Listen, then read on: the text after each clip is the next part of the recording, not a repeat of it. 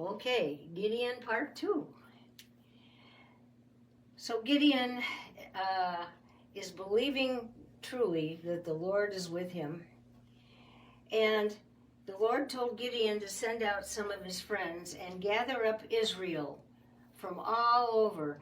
And you know, they all gathered up 32,000 men to fight against the Midianites and get them out of there. And Gideon said, "Oh my goodness, Gideon's just been a nobody, and now he's supposed to lead all these men." And the Lord said, "I want you to send home the ones who are afraid or have families that they are afraid for."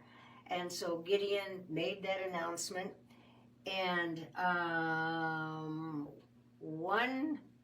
over 1/3 of them left. And so now the army was a lot smaller than 30 or 32,000.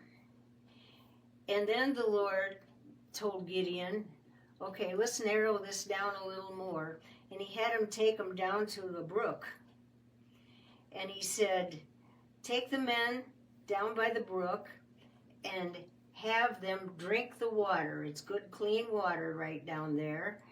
And the ones who lay their spears down by their side and drink it like a dog with both hands on the ground, get rid of those guys."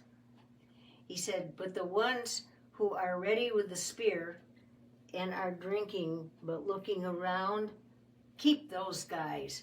So that got rid of a bunch of more men. So we've gone down from about 33,000 men. Now we're down to 300 men. And the Lord says, "That's your army." And he told Gideon some specific instructions. He said, "I want you to have your men each have a horn." And I imagine it would probably be a ram's horn, which was easily accessible in the country those days. It wasn't like a Louis Armstrong trumpet or anything. It was those ram's horns. Have each of your men have a horn, and I want them to come back with a horn, and also I want them to come back with a clay pot, and I want them to have torch and the torch oil fuel with a torch burning in it that they can light when it's time. So they came back ready to fight. 300 men against a tremendous army of the Midianites. I mean, it's like 1 to 400,000 or something. I don't know. But it was very, very unfair.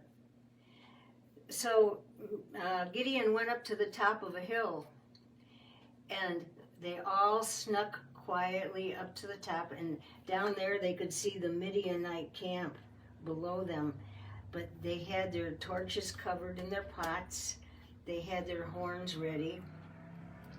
And Gideon said to the men, "When I give you the signal, I want you to blow those horns like crazy, and I want you to," well, first of all, he said, "I want you to surround the camp quietly, and when I give the signal, I want you to blow like crazy on those horns, and I want you to smash your pots all at once so the flame comes out."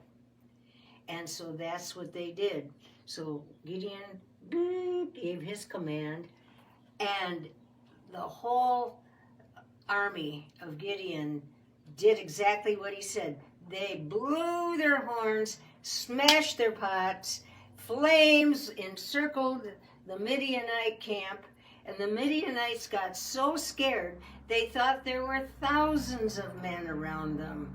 All the confusion, they started killing each other, trampling each other to death, running away, and they finally, like puppy dogs with their tails between their legs, they ran back to their own country, and they didn't bother the Israelites again.